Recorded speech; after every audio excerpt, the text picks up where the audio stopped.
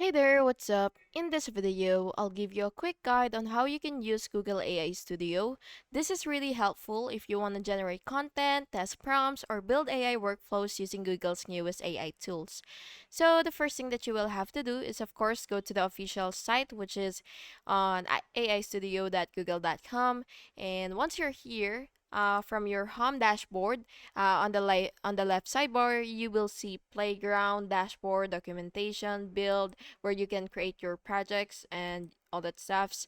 So yeah, basically, at the top you will see the model selector where you can choose your um where you can choose your model. So for example, you want to choose Gemini 2.0, Nano Banana Pro, Gemini Flash Latest, or whatsoever. So yeah, you can basically just choose any model that you want for your AI.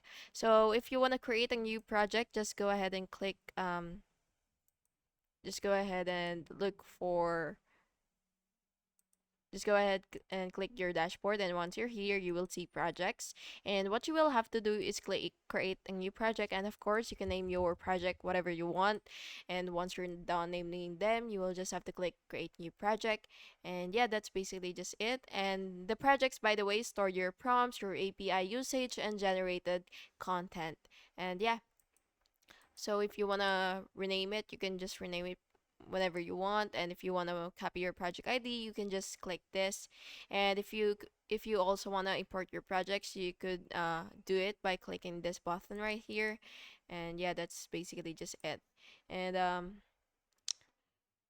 next, if you want to use this playground feature, so basically here you could choose your model, your so if it's available for you, Gemini 2.0 Flash or Gemini 3 Pro or Nano Banana Pro. Yeah, so there are a lot that you can choose from, and yeah, that's basically how you can do it.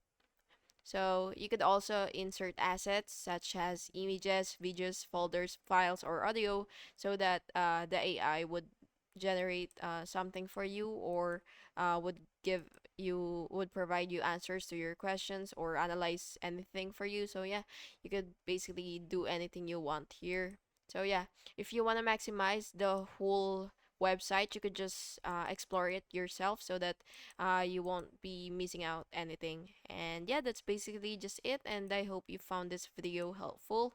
And if you did, please make sure to like and subscribe for more videos like this. Thank you and have an awesome day.